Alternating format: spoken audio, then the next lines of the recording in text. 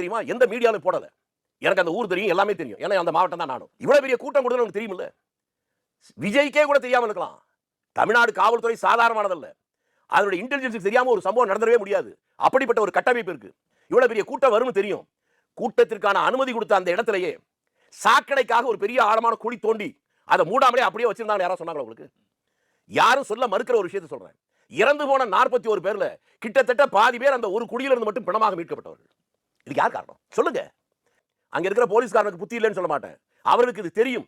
தெரிந்தாலும் அவர்கள் செயல்பட முடியாமல் ஏதோ ஒரு நிர்பந்தத்தின் காரணமாக அந்த இடத்தை ஒதுக்கிறார். அப்ப ஒதுக்குனது அவங்க தான், காவல்துறை தான் இதுக்கு பொறுப்பா இருக்க முடியும். மற்றவங்க பண்ண முடியாது.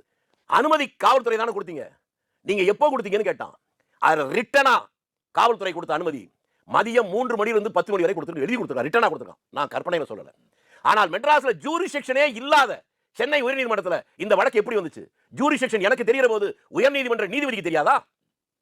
இது சுப்ரீம் கோர்ட் இவ்வளவு கிழிச்சதுக்கு அப்புறமும் இந்த கேள்வி தேவையில்லை. அப்ப இது அரசாங்கத்துக்கு தான் பின்னடைவு இல்லையா? இன்னமும் சந்தேகமா? எனக்கு புரியலைங்க. இது நான் சொன்னா சட்டம் தானே சொல்லுவீங்க. இது என்னன்னு கேட்டீங்கன்னா நான் என்ன பதில் சொல்ல? பெரிய பின்னடைவு சார். உச்சநீதிமன்றம் நேற்று சொல்லி இருக்கிற இந்த வழிகாட்டு என்ன சொல்ற சிபிஐக்கு சரின்னு சொல்லிட்டா பாத்தீங்களா?